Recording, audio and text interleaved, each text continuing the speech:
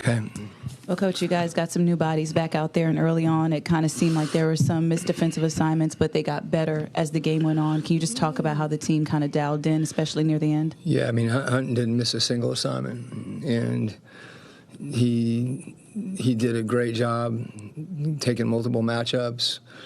And those stops, if we can turn those stops into buckets by running and sharing the ball. But defensively, late in the game, that fourth quarter defense is huge, and having him and Dyson out there, really makes a difference. For Trey, he had the most assists so far in a single game in the NBA this season, one shy of his career high. I spoke to him yesterday about how he's been more of a recipient of the basketball, but tonight he went back to facilitating, just for him to be able to bounce back game after game like that and do what the team needs. Can you just speak on that? Yeah, I think, he needs to read the game. And there's some of those games where, it's guys are open and hit him. Tonight it was another one of those because they were trapping him in pick and roll from the very beginning of the game, and he made the right plays. He got off it and found people, and then, when we need him to score, he's got to do that too. So that's he can do both those things, and just every game's going to be a little different, and for him to understand that, there may be a game he doesn't get that many assists, and a game he scores more, and vice versa. So, excellent job by Trey, finding people and making plays, even though it wasn't him scoring, it was other people. That's what he needs to do. And then obviously Bogey and Kobe coming back, just what you saw from their minutes tonight.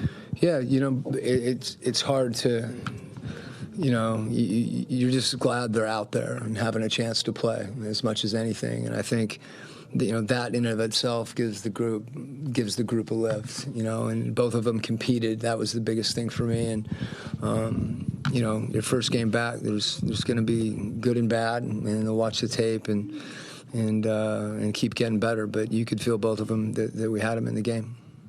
Just talking about Keon Ellis and how he got hot early to kind of spark that erasure of the 16-point lead that you guys had early. What kind of player have you observed him to be? Well, a really good one that can shoot. He was 6 of 8, I think, from 3 at half. And he hit a couple where we guarded him. But he was on the back end of breakdowns that we had, and you made us pay. You get backdoored, and someone has to come over. We don't communicate, and a couple in transition. So he did a good job of spacing. It seems like such a small thing, but if you just space a little bit, those shots are even more open. And it was something we try to talk about at halftime, he and Trey Lyles, to make it a little more difficult for him. Speaking of Trey Lyles, it seemed like he was a little bit of a tough assignment that Zach handled well in terms of guarding. What have you seen from Zach's defense as he's evolved over his rookie year? I think you said it.